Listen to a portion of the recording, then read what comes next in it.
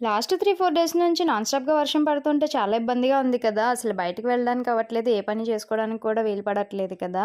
Vijayawada floods వచ్చినప్పుడు వాళ్ళెంత struggle అయ్యారా అని అనిపించింది నాకైతే ఒక్కసారిగా ఈ వర్షాలు చూసేసరికి.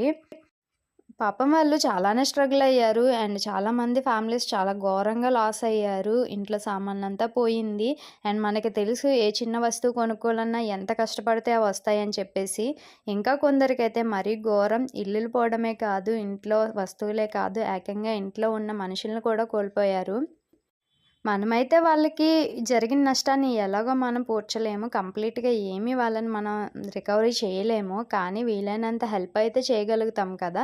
ఇప్పటికీ స్ట్రగుల్ అయ్యే ఫ్యామిలీస్ ఇంకా ఉన్నాయి. స్టిల్ వీలైన వాళ్ళే హెల్ప్ చేయండి. నా వంతు సహాయం అయితే నాకు వీలైనంత నేను చేశాను. మీరు కూడా చేయడానికి ట్రై చేయండి. ఆ దేవుడిని నేను కోరుకునేదేంటంటే విజయవాడకొచ్చిన పరిస్థితి మళ్ళీ ఇంకెప్పుడు రాకూడదని చెప్పేసి.